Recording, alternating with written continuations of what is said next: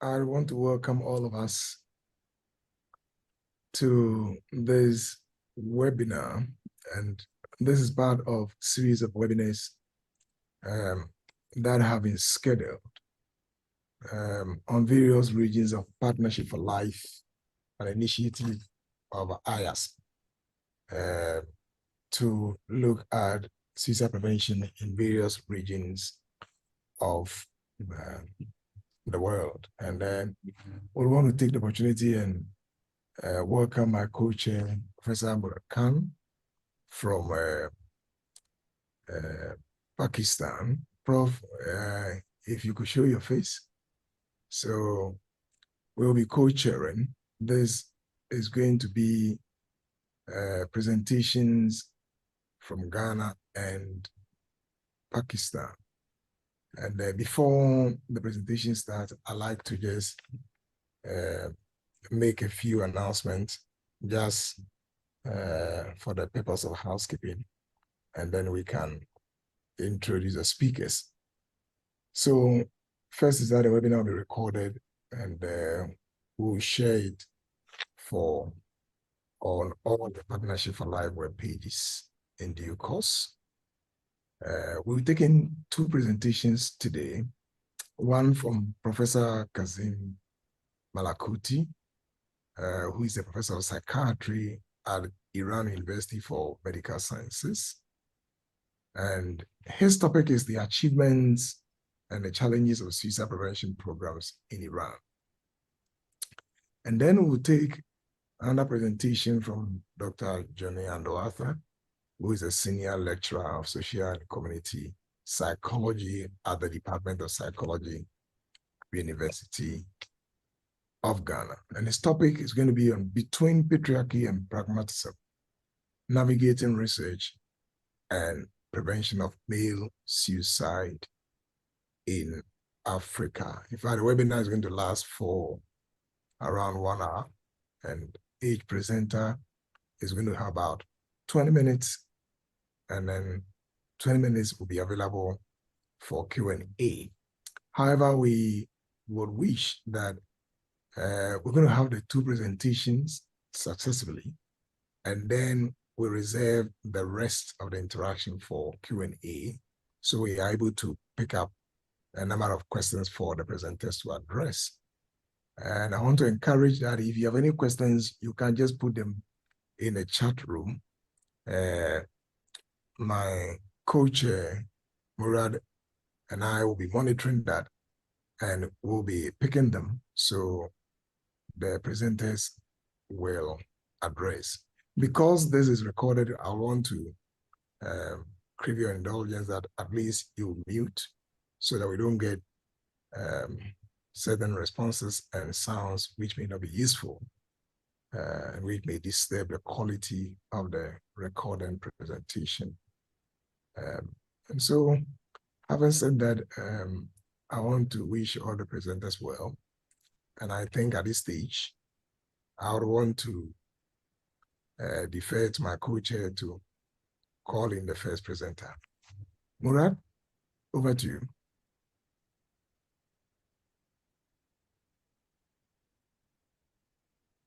Thank you, Joseph, and welcome everyone to the webinar of Partnerships for Life. Like Joseph said, we have two presentations, one from Iran and one from Ghana. I'll introduce the first presenter, my colleague and friend, Dr. Kazem Malakouti, who is a faculty member in the Department of Gerontology, School of Mental Health and Behavioral Sciences, Department of Geriatric Medicine, School of Medicine at the Iran Medical University. He's also affiliated with the Department of Psychiatry in the same university. He is the founder and currently a member of the board of directors of the Iranian Scientific Society for Suicide Prevention, which is an NGO. And Dr. Malakouti is going to talk on suicide prevention programs in Iran, the achievements and the challenges.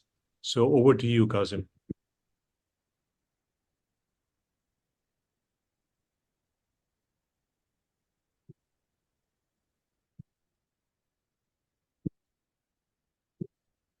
Everybody, Hello to everybody, and first of all, many thanks from the board directors of the YASP and Dr. O'Connor, Dr. Steve, that webinars across the world to increase and promote the sensitization of the society and governments, and also support the national suicide programs across the world. And also many thanks from Murad, Yusuf, and Chair. Let me share the presentation. Is it okay? Do you see my? Yeah, I can see it. Good. Yes, we can see it. When we are talking about the suicide prevention programs or suicide behaviors across the, which is 21 member state, 10% of population, two important issues come to my mind. Stigma, which is an important issue across the world, but I think it is more important in the Middle East countries, and also the barriers regarding the culture may hinder to talk about the suicide behaviors or progress national suicide prevention. I'm going to talk about some research activities who provided the scientific evidences to develop the national program about then the challenges and achievement. Let's give you a brief explanation about the history. 30 years ago, for the first time, Dr. Razaghi conducted a research program in Ilam, one of the best provinces with high rate of suicide, focused on intersectoral program, intersectoral planning, and it has a good and promising results. After that, 5 years later, Dr. person for mental health of country developed a research activity across 4 cities, which 3 of that 4 was promising. And the principle of the research, pilot research, was based on GPs to find out and manage the depressed patient, and also to find out that is it really feasible to integrate the suicide prevention program into primary health care system or not. It was followed by the third way of research activity. And in that time, the officers of mental health more reliable evidences. 2 questions. 1, to provide evidence-based data national program. Really, is it integrate this program into PHC or not? So they have to do something to oblige and to provide some evidences for the health officials of ministry and feasible. So the first, again, research activity in the world on with the field clinical trial in 2 cities in the experimental, and the next one was control group. And we have done a 6 months for capacity building regarding to provide training manual, training the health staff from the behvarzes in the rural area, and the third, promote referral systems. So after 6 months capacity building, the study performed, and based on to improve the system to identify the people at risk, to management by GPs, and so the results showed that yes, it has a suitable result and reduce 50% of suicide rate. The research study with the aim of including other at-risk people and MMT centers, maintenance, method of maintenance centers included in the program. And again, it has done in another 2 cities, in Hamadan and Iran. And it shows that in addition of GPs, promotion the referral systems, screening, feasible and effective outcome, and we could reduce about 50% of suicide in 1 year. So altogether, we get together all these results. The first national suicide program designed in 2010 and executed for 6 years. And the main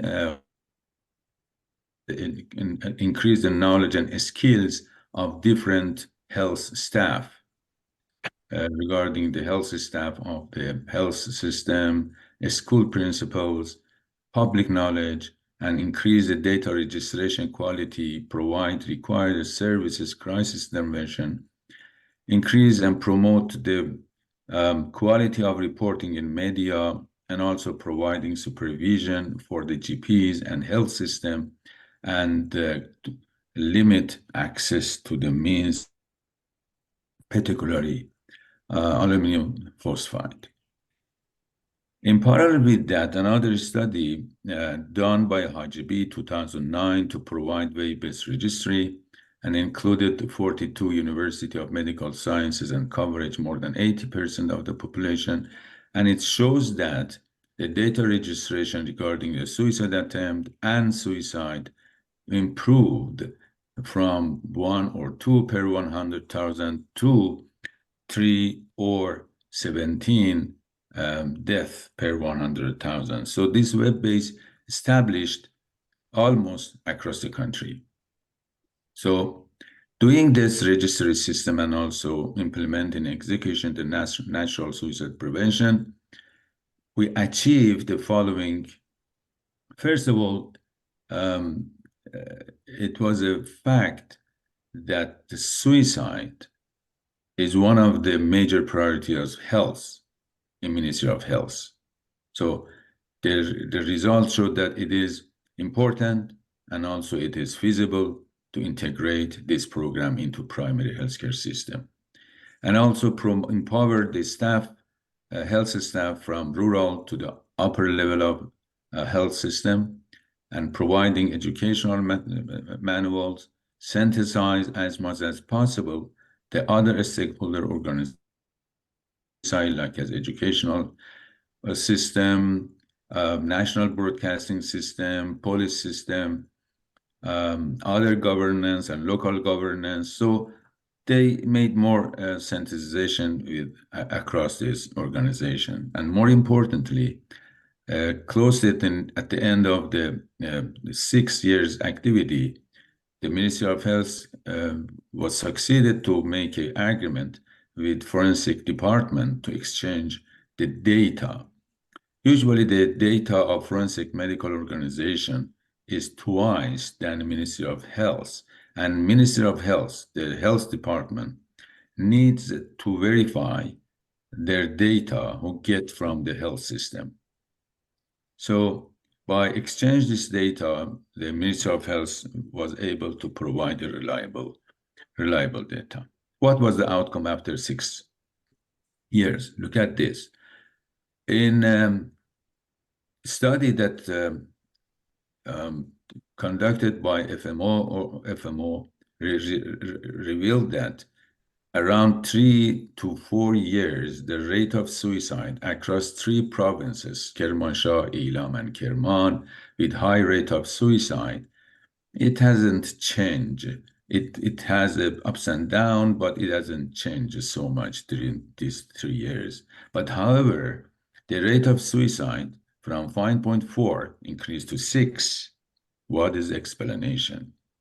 Does it mean the registration system improved, or does it mean that we have to work more on execution, the quality of execution of the program? What was the challenges? Workload of behbarzes, outpatient crowded of PHC, and frequent change of GPs in the health system because accepting in residency program or changing the place of working. And more importantly, we could see that 30 to 40% of referrals who were at risk of depression and suicide were visit the GPs. They prefer to go, most of them prefer to go to psychiatrists or to other cities because they do not want to be spotted as a depressed guy or as a suicidal ideation because of the stigma. And also the challenges that we were facing for registry system was a stigma, not supporting insurance completely, and not cooperative forensic medicine organization to exchange the data. In that time, in 2017, after finishing 6 years, a joint program conducted by YASP, WCC, and national experts, Dr. Arensman, Dr. Khan, Filishman, and Khalid Said as international expertise, altogether with Iranian guys, Mia Hajibi and Abbas Nejad, conducted a survey across the country. They visited the 4 places of the country in capital city, 2 west provinces, and one of the central province. An evaluated from the bottom to top, from A to Z, from the rural area to Ministry of Health to find out what is the gap of the program. We use the checklist, the pathway, the paper, forms, the availability, educational brochures, the number of suicide, the meetings and everything, and use the program that provided by WHO or evaluation system. And also the international committee used the mental health action plan and global imperative. They were looking for review the policy, review the trend of suicide statistics, rapid situational analysis, and they provide very important key for improvement of the program. As a summary, they recommend communication and collaboration should be improved, and not only the sensitization, not only to get other stakeholders of suicide prevention, they have to have their own plan and responsibility. And also the clear governance should get all of the organization under one umbrella as a organized, different organization and with the aim of suicide prevention. Train of the trainer, and limit access to lethal means, particularly aluminum phosphide, not sulfate, aluminum phosphide, which is more prevalent in Iran. Regarding registration, they recommend that the classification of deaths should be improved in policy. Unnatural and suspicious deaths should be scrutinized by the FMO experts to determine is it suicide or not. And they should be consistent between different sources. Statistical Center, Ministry of Health, and FMO should be more consistent and provide consistent data, and also use WHO guidelines for registration. And more important, another evaluation we got that regular monitoring should be done at least every 6 months, optimize and access to real-time data, particularly for prevention of cluster suicide, and provided important services such as aftercare and post-prevention services. The aftercare services shows that the people who have a history of suicide will die by suicide 9 times more than other risk factors. In the same time, fortunately, in 2017, National Health Transform developed and the CHC centers established in cities, in urban areas, covered 20 to 50,000 with one at least master and psychologist master degree. So it provides a good opportunity for us, and we did another study and included the continuity of care. And we It was supported with other studies that we have done by telephone follow-up 20 years ago by Fleischmann in 8 countries as a supremacy study, then another researcher in Iran, Dr. Hassanian, by providing postcard, and the last one, telephone follow-up, Dr. Gambari studied, and it showed that this kind of services is useful to decrease the suicide rate. And then in control group, they who didn't receive the follow-up study, the reattempt rate was 3 times more, and the mean time to reattempt was 2 month. Experimental group, it was at least 4 months after the index suicide. So we performed this study in 4 provinces in the western, 4 provinces of western part of the country, and but in this time we included ASIP developed by Conrad Michael. It is just 3 very short intervention, included 3 sessions, and provided safety plan. It doesn't need that a psychologist is working in CHC center take a lot of time for the patient because it is crowded, they have many patients. So we included ASIP in this program, and in 3 out of 4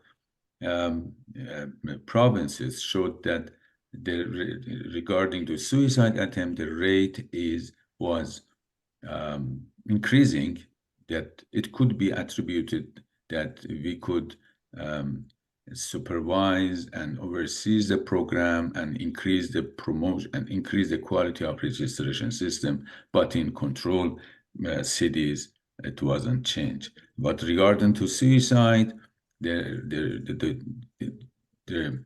feature is opposite. So in control group, the suicide rates went up, but in experimental group doesn't.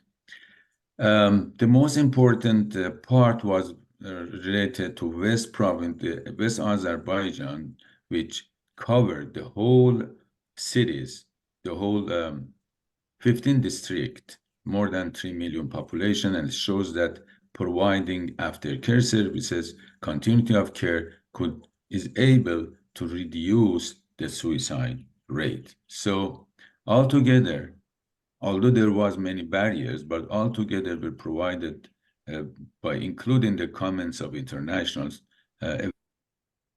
provided the next version of the National Suicide Prevention 2020 by contributed the Iranian National Suicide, Iranian Scientific Society, Ministry of Health, and School of Medicine, School of Behavioral Sciences.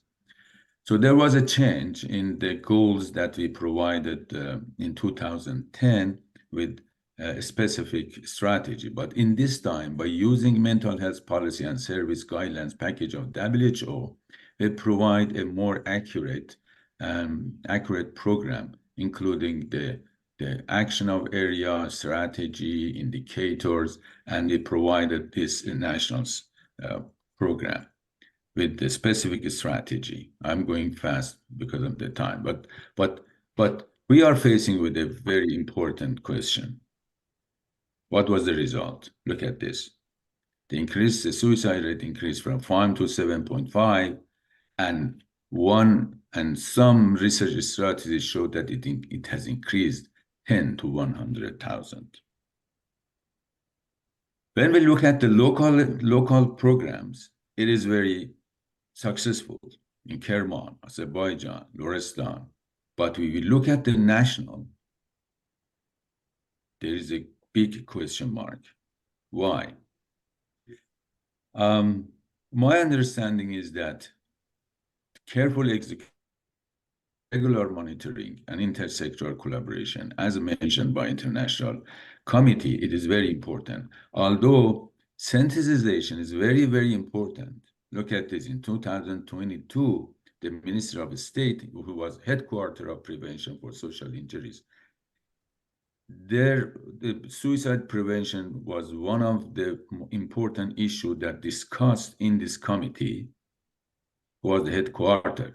But however, if you do not have a particular planning for each stakeholder and organization and get together, it does not have a sufficient effect. The last slide is, what are the explanations? Does it mean that really the registration system is working? If we have an optimistic view, really the registration system is working well and we are able to register the suicide attempt and suicide, or we have to look at the execution and monitoring the program more efficiently. Or maybe, particularly in 2019, up to now, we were facing with COVID-19 pandemic, and we were not able to execute the program efficiently.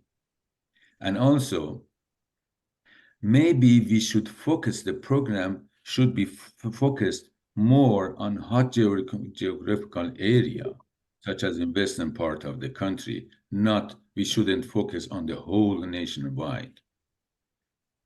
And recently, other expertise of Iran say that, hey, if we were not able to control suicide rate, maybe the social determinants play more important role in suicide prevention else in itself.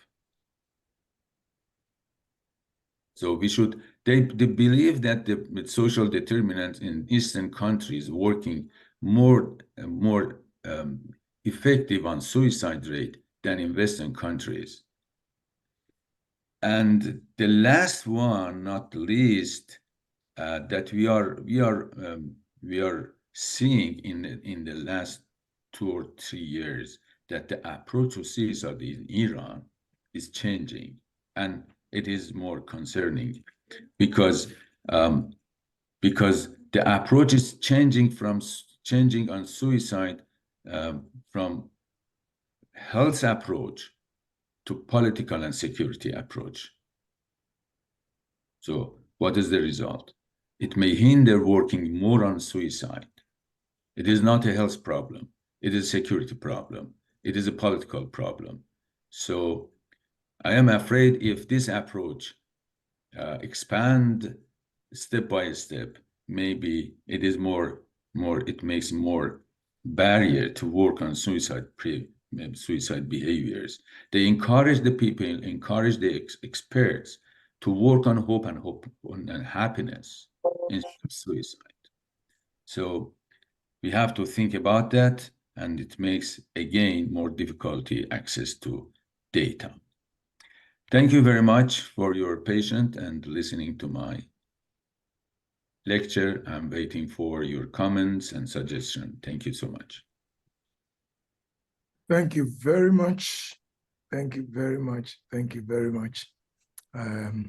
This is very interesting. And definitely, just as we said, we're going to have questions today. So Kazem, thank you very much. I know people are putting their questions together. Murad and I will be coordinating that. And so we'll get them to you to respond to them. I have a couple of questions myself. Thank you very much.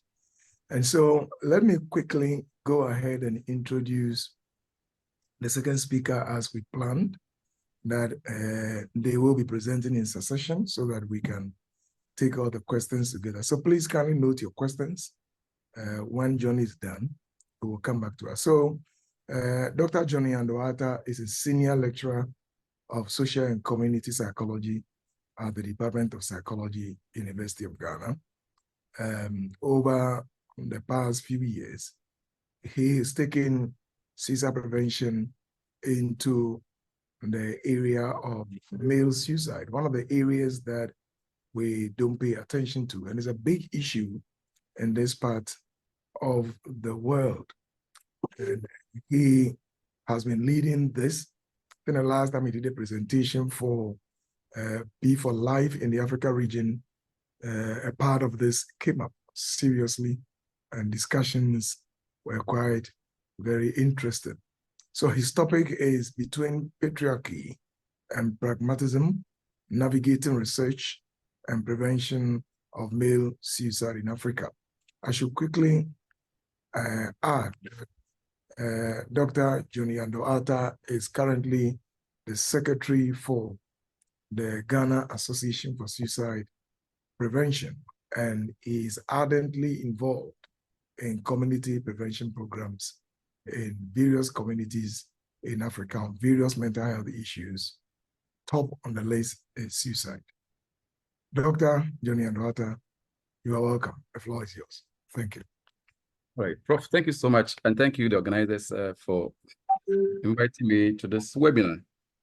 So my topic, as has been mentioned, Between Patriarchy and Pragmatism, Navigating Men's Suicide, Research and Prevention in Africa.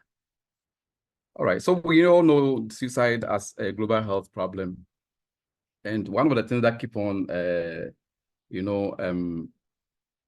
intriguing me is the fact that suicide attempt is a single most important risk factor for suicides. And we all know that females report, high incidences of suicide attempts. However, mortality for suicide is always high for men and low for women. So this is what, has been, characterized as the gender paradox of suicide behavior. And indeed, explanation of gender paradox has come from several perspectives, including the idea of the lethality theory, where we are saying that males probably, end up dying because they choose, lethal methods. Recall bias. The females are very good at recalling. They are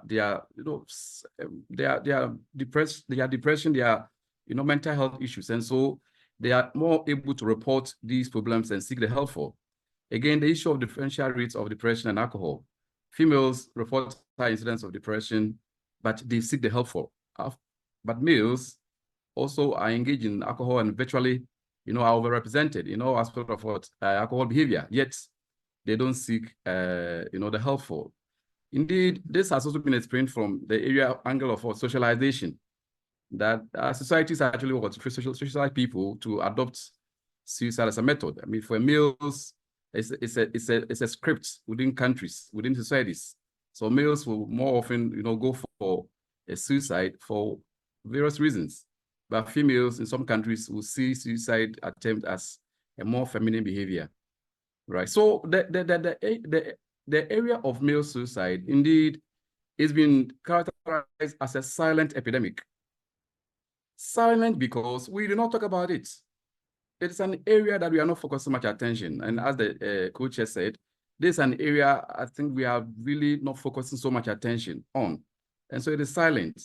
And it's an epidemic because we know, that between 3 to about 7.5 males kill themselves, compared to females. So this is an issue that really requires attention of national government, individuals, organizations, and all of us, right? So, I mean, in the WHO's recent release, I think the report, 2019 report, yes, we see age standardized suicide rates and realize that in Africa, in fact, the average for males, okay, is even higher than the global average, as you can see on my, slide. So it indeed means that it's a real problem in Africa. Again, it has been said, Appleby once said that, in fact, that we can look at male suicide, as not coming from a monolithic group, right? In fact, there are different kinds of males who engage in it. So there are two main, kinds of males, okay, who engage in suicides.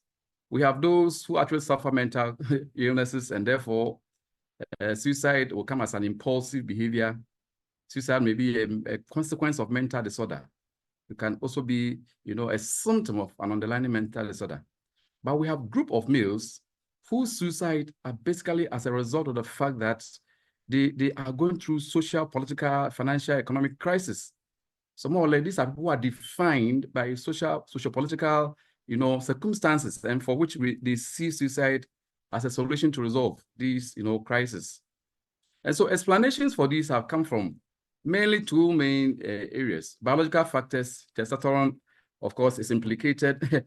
And the argument is that males, have about 10, more than about 10, testosterone levels in males is about 10 times more compared to females. And therefore, males will engage in aggressive behavior towards others, towards themselves, and testosterone will certainly be implicated in that. But then we have environmental factors, sociocultural, mainly, how males are socialized within their settings, also make them grow up with scripts that make them choose suicide as, solutions to problems. But I've been so fascinated by this statement by Cornell that we claim a place in the gender order, or we respond to the place we have been given by the way we conduct ourselves in everyday life. So from the sociocultural angle, gender order is indeed one area that has received quite a lot of attention. If this statement by Cornell is anything to go by, then in the majority world settings, such as in Africa, what place do most males claim in the gender order? And which place are most males given in the gender order, to which they respond by the way they conduct themselves in everyday life? So while thinking about it, I was trying to really make some sense about why this socialization, gender order, why it's created, a kind of risk for males as far as suicide is concerned. So I realized that, you see, most communities in Africa, most societies in Africa, especially, and sorry about the internet challenge. Yes, so I was trying to make a point that the communitarian system in most African countries fosters a notion of personhood that is defined in terms of social responsibility. Okay, so how you commit yourself to responsibilities towards others and your community, and fulfillment of obligations is what really is the premise for defining personhood. So out of this comes a notion of man. A man must be this, a man must be one that must fulfill some social norms, social obligations. So the social structure is intensely patriarchal. Men at the top, dominating women, dominating younger males, and also being enjoined to undertake certain activities to be able to maintain their position at the top. And what really sustains these patriarchal settings or patriarchal system? Religion is one key determinant. Religion. And so we have quite a lot of people who sometimes can even, activate some religious text more or less to support, the position of males, in the society. African is, we are told, is notoriously religious. And so to the extent that religion virtually permeates every aspect of African life, then it means that religion will remain a key determinant for sustaining patriarchy. Then also we have oral culture. And here, let me emphasize the role of proverbs. These are also, avenues where we sustain these patriarchal arrangements. Then, of course, all this must be seen in, again, occupation, marriage, and then, of course, family life, right? So dominant patriarchal norms, for instance, including males exercising authority over women, accumulating wealth, exhibiting courage and bravery in the face of adversity, breadwinning competencies, ability to provide protection, right? And also sexual competence. So for instance, Ndangam has just made mention of a practice, for instance, among the Xhosas in South Africa, where the foreskin of a child is removed. And it is seen as what? As a training in masculinity. So when a child grows up without having the foreskin removed, without being circumcised, he is not seen as a male. From that earlier stages, we are socialized into, restricting emotions, right? Kabaji has also made mention of practice, okay, somewhere in Kenya, where, bulldog fighting, right, is also used to negotiate and sustain, that patriarchal arrangements. Again, like I said, Buahini has done a critical discourse analysis on proverbs, and he has come up with quite a number of proverbs that appear to sustain this arrangement. Again, some studies have also, in fact, actually made mention of a few of these proverbs and what they connote as far as masculinity, patriarchy is concerned. We have proverbs that are talking about invincibility. A man must be invincible. Proverbs that is showing male superiority over females. Proverbs that are emphasizing that males should not disclose emotions. Proverbs that are also emphasizing male emotional restriction. And indeed, there are proverbs that also goes on to provide tacit support for using suicide as a means of escape. Okay, so it is better dead than be dishonored. And so when males find themselves in situation of shame, these proverbs, for instance, provides a guide. Right now, what are the evidence? Okay, as far as this patriarchal arrangement and how it affects males and male socialization and male health. What are the evidence suggesting that? So Chol and Vermaak, for instance, has shown that Lesotho men report resorting to harmful alcohol use, because they feel limited, as far as outlets for emotional expressions are concerned.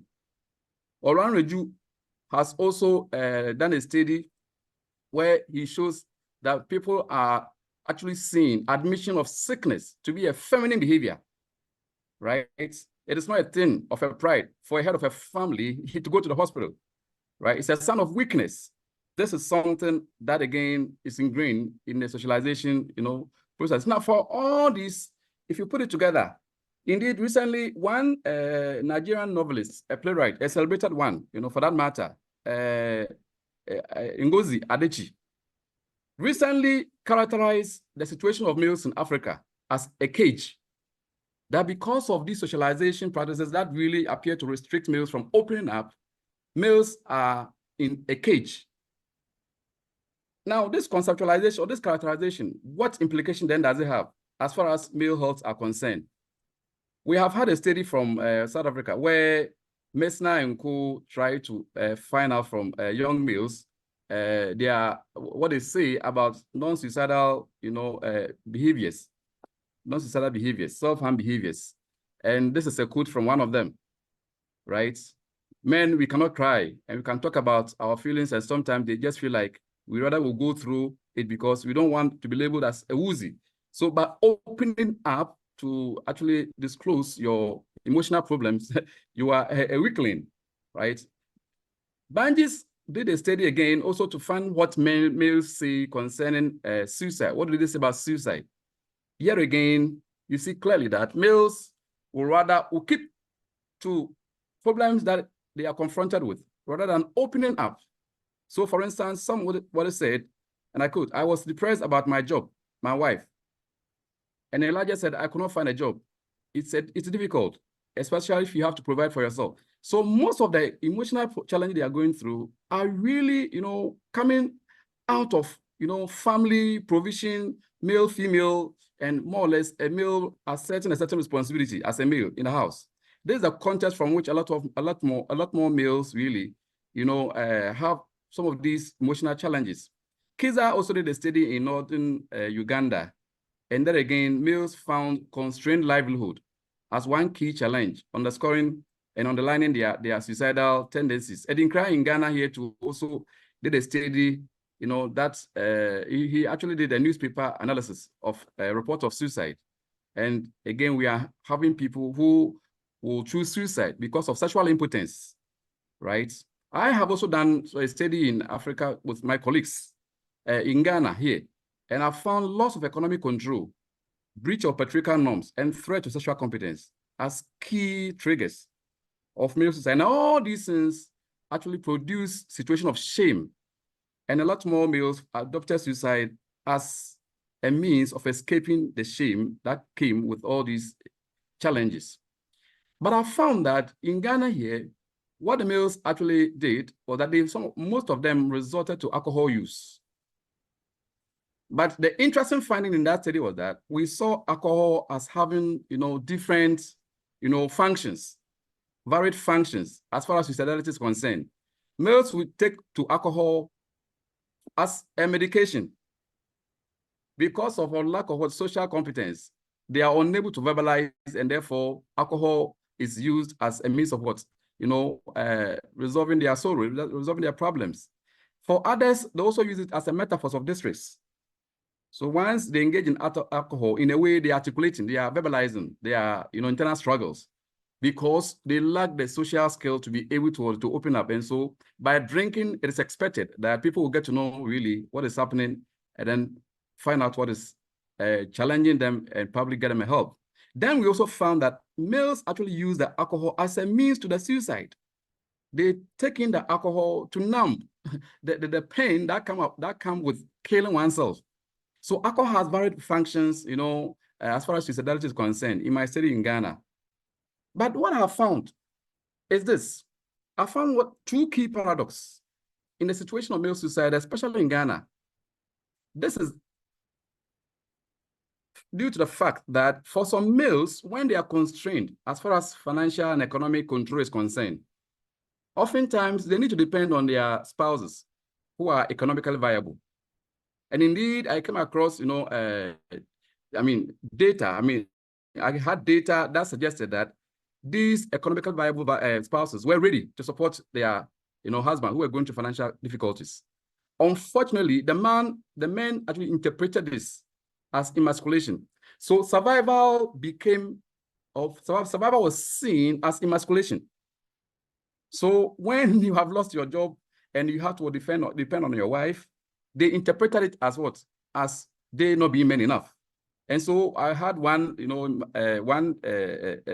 bereaved who said that the husband claimed he cannot take money from a woman. He cannot live on a woman's money.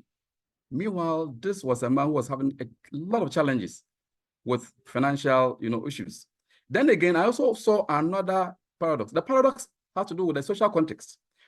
We find ourselves in intensely interdependent contexts, where the idea is that if someone is going through some crisis, we all come together and help the person.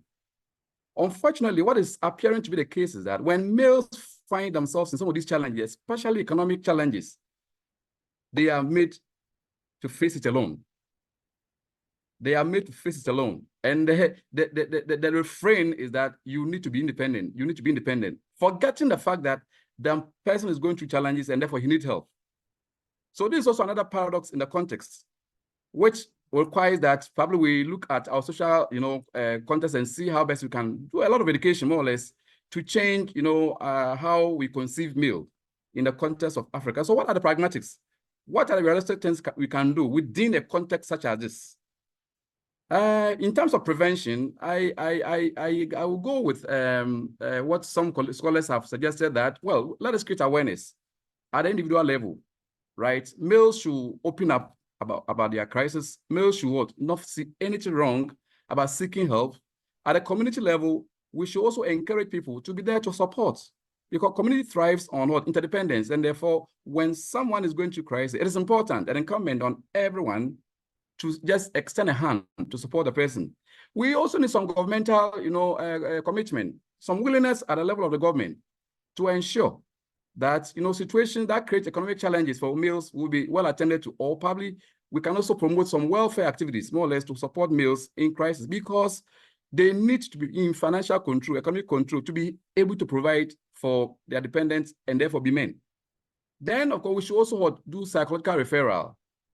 I mean, males have unique issues, and therefore we should also identify the specialists around us who can attend to them. And indeed, one of the key things that we keep on emphasizing is that males need environments where they can open up. Males need an environment where they will not be put to shame. And therefore, when they come into therapeutic settings and conditions are not created for them to be able to open up, they will not come, right? Then, of course, every bias we also have concerning males, we should also change, because males are humans in the first place, and they also have emotions, right? And therefore, whatever biases we have as professionals, that sometimes impede the way we work with males, we also need to work on that. Then, of course, we need a holistic, therapy. Medicalization may help. Medicalization alone, from the context we find ourselves, may not help that much, because most of the issues are sociocentric. Marriage, finances, and what have you. And so when we adopt a holistic approach, it will go a long way to help us. Again, apart from all this, I would also encourage that we improve welfare schemes. Unfortunately, we don't have welfare schemes in most settings in Africa. And males need to also be helped with problem-solving skills. Socialization is making them solve problems using dysfunctional methods. But I think the time is now up for us to open up about these matters and then help men know how to solve problems. One of the things I keep emphasizing in my own work in Ghana here is that I encourage voluntary action, especially for males who have lost jobs. Job on its own gives us tangible benefits and intangible benefits. Getting salary, yes, is a tangible benefit. But when you lose your job and you lose salary, there are intangible benefits one can also derive from working. And so voluntary actions may help by giving you those intangible benefits, such as what? You getting connection with people, such as, males, having sense of meaning, sense of coherence, building relationships, having a time structure. In voluntary actions like this can help males who find themselves in joblessness. Then, of course, we need to also identify specific males with specific crises, like men in chronic and sexual conditions. We have had men who feel that they are being a burden on their dependents for some chronic issues they are facing. So in order not to bother their dependent, they rather would prefer to die than to create problems for their dependent. Then, of course, public education must emphasize destigmatization, decriminalization. Interestingly, Ghana, we have made progress. We have gotten our parliament decriminalized suicide attempt, and we believe that the next steps will help us to really make progress. Media reportage. We have seen one of our key challenges as being coming from the media. Unfortunately, we have done quite a lot of trainings for them, but sensationalism is the order of the day. Thankfully, in Ghana, Association of Suicide Prevention in Ghana, from next month, we are going to have a training session for media so that we can co-develop, a policy or plan that will help them in reporting suicide.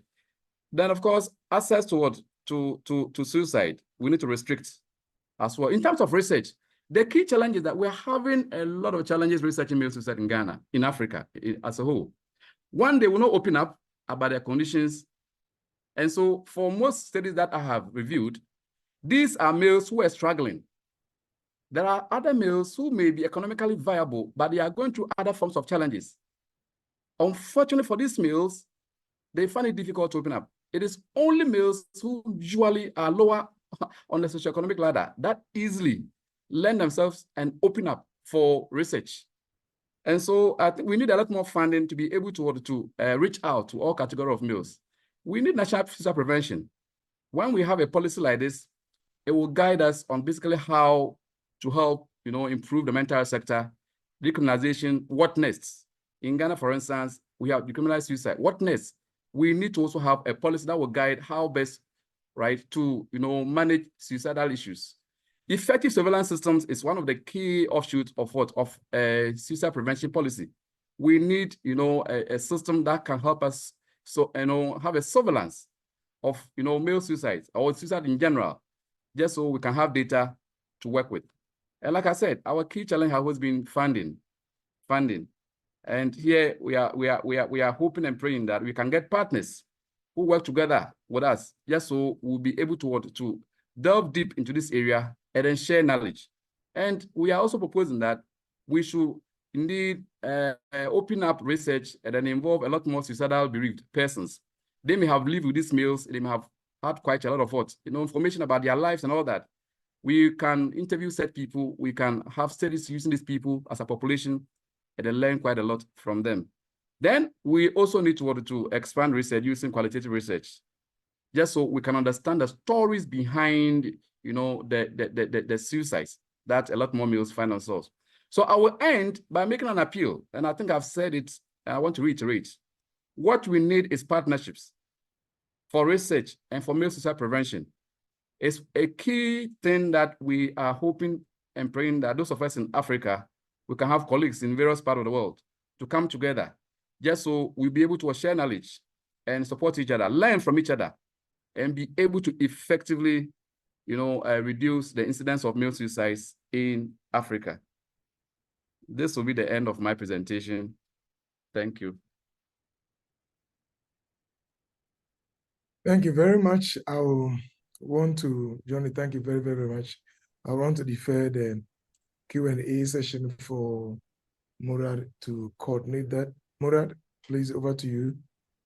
Thank you very much. Unfortunately, we have run over time, so we will have to close this without having to address the Q&A. I have noted down the questions, though, Kazem, and I will share them with you, because both of the questions are quite interesting and definitely worth a longer discussion on that. I'd like to thank everyone. I think what was interesting about this webinar is we heard from two speakers from countries that don't feature so much in suicide presentations. So it was really heartening to hear about a program in Iran, which is a model for many low middle income countries. Most impressive thing is that you set up this registration system and you've been able to sustain this for a long period of time. And it's very interesting to hear from a colleague in Ghana, Dr. Andoh-Arthur, about masculinity, which really resonates with many other settings in other parts of the world, particularly in South Asia. And we hope that we will have time to discuss these at some forum, maybe within the P4L, but for now, unfortunately, people have to leave. So I'll have to close this session. I'd like to thank everyone for the attention, for staying as long as you did, and both as speakers, and to Simon and Wendy and others, Jackie, for organizing this. So thank you very much, and have a good day. Thank you. Bye-bye. Thank you so much. Bye-bye. Thank you very much. Bye-bye to you.